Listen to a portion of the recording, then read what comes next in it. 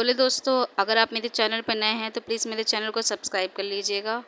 मेरा नाम अंबिका है। आज मेरे पहले पति की रिहाई है। वह 1 साल से जेल में थे।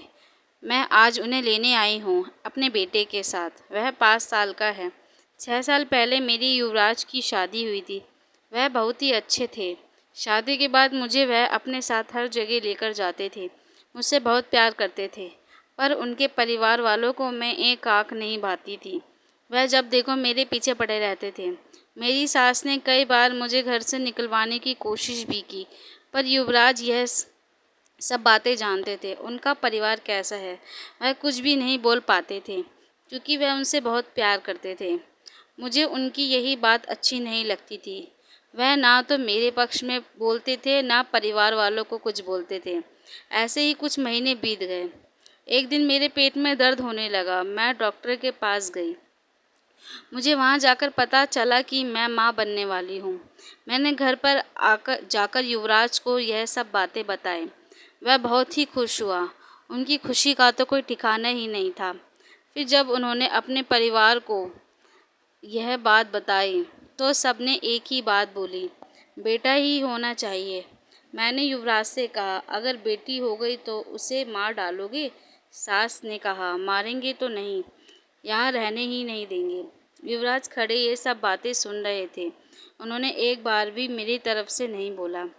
उनका यही अंधा प्यार देखकर मैं उनसे कटी कटी रहने लगी, क्योंकि जब ससुराल में सब आपके खिलाफ खड़े हों और आपके पति आपके साथ हो तो ज़िंदगी जीना आसान हो जाता है। पर युवराज सिर्फ मेरे पास थे, मेरे साथ नहीं। मैं घर में बिल्कुल अकेली थी। प्रेगनेंसी में सब मुझे बहुत परेशान करते थे, और युवराज सब खड़े खड़े यह सब देखते रहते थे। धीरे धीरे मेरी प्रेगनेंसी को टाइम हो गया। मैं बहुत ही बदसूरत होती जा रही थी। मुझे कुछ भी अच्छा नहीं लगता था। इसी बीच मेरे पति युवराज का बाहर अफेयर चालू हो गया। मुझे यह सब बातें पता चली जब वो नहाने के लिए बाथरूम में गए हुए थे। उस दिन मैं कमरे में आई और उनके फ़ोन पर एक मैसेज आया जिसमें आई लव यू लिखा हुआ था, और यह भी कि तुम अपने घर से मेरे घर कब आओगे, मैं तुम्हारा इंतज़ार कर रही हूँ। तभी युवराज ने मेरे हाथ से फ़ोन छीन लिया और कमरे से चला गया। मैं मन ही मन में रोने लगी। पहले तो परिवार वाले परेशान करते थे, पर अब युवराज भी मुझसे दूर होते जा रहे हैं। ये सब इस बच्ची की वजह से हो रहा है। मुझे बच्चा नहीं चाहिए। मैं ज़ोर ज़ोर से अपने पेट पर मुक्का मारने लगी और मेरी तबीयत ख़राब हो गई और मैं बेहोश हो गई। जब मेरी आँख खोली तो मैं हॉस्पिटल में थी। मेरी माँ और बुआ वहीं पर थी। युवराज भी डॉक्टर से बात कर रहे थे। डॉक्टर मेरे पास आए और कहने लगे, तुमने ऐसा क्यों किया? कोई माँ अपने बच्चे को मारती है, और वह भी गर्भ में? वो तो शुक्र है बच्चे को कुछ भी नहीं हुआ। आपका बच्चा ठीक है। आपको आपके पति का शुक्रिया करना चाहिए। आपके पति आपको सही वक्त पर लेकर आ गए, वरना पता नहीं क्या हो जाता। मैं ज़ोरों से रोने लगी। तभी युवराज वहाँ पर आए। मैंने उन्हें अपने पास आने से मना कर दिया कि मेरे पास आने की ज़रूरत नहीं है। मैं सब जान गई हूँ। मैं तुम्हारी बारे में, तुम्हारा बाहर अफेयर चल रहा है। तुम्हारे घर वाले मुझे कितना परेशान करते थे।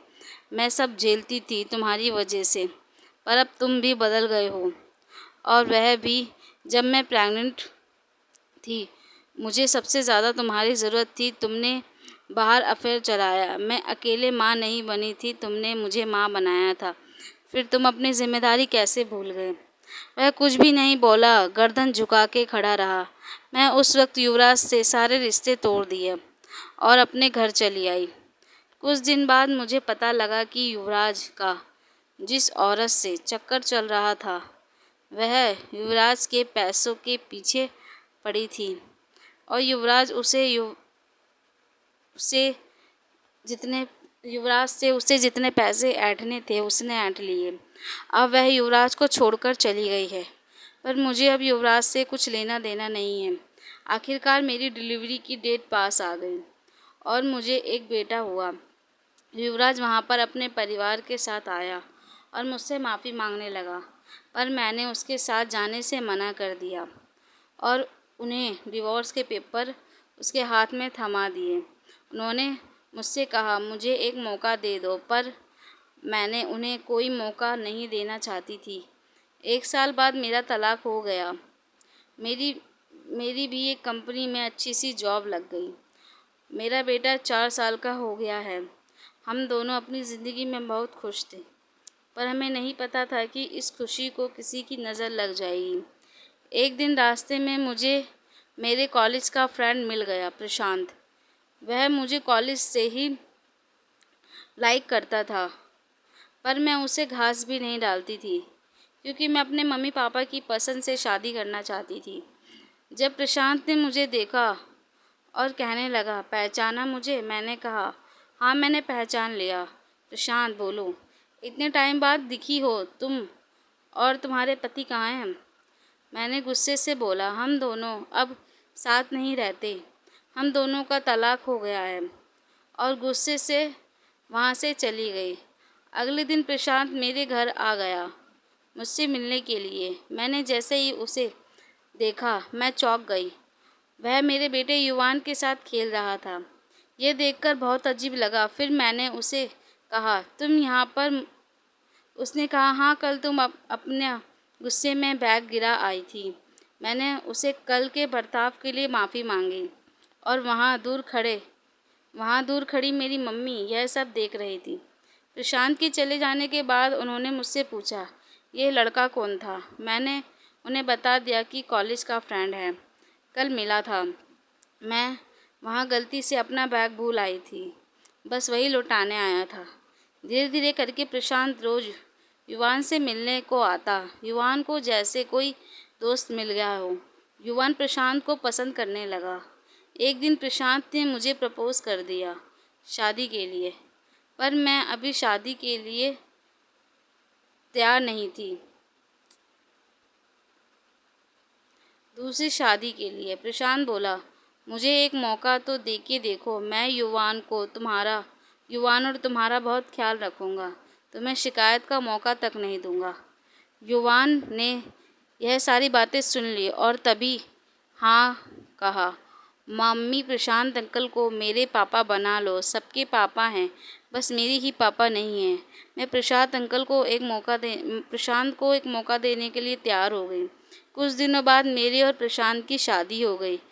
मैंने पहले ही प्रशांत को यह सब बातें बता दी थी कि मैं यह शादी युवान के लिए कर रही हूँ। वह भी राजी था। शादी के बाद प्रशांत का बिहेवियर बदल गया। वह युवान को पहले जैसा प्यार नहीं करता था। उसने युवान को एक तोहफ़ा दिया, उसमें एक घड़ी थी। वह घड़ी उसने युवान को पहना दी, और मुझे उसने बताया कि उसमें उसने बम लगा रखा है। पहले तो मुझे ये मजाक लग रहा था, पर उसने युवान के पास कहीं बम रखा था। प्रशांत ने वह बम फोड़ दिया। उस दिन से मैं समझ गई थी कि वह सनकी आदमी है। वो जब मर्जी मुझे मारता, मेरे साथ ज़बरदस्ती करता। एक दिन तो उसने मेरा हाथ ही जला दिया। बार बार युवान को मारने की धमकी देता। प्रशांत मुझको अत्याचार करने लगा। वह एक पागल आदमी था जो कुछ भी कर सकता था।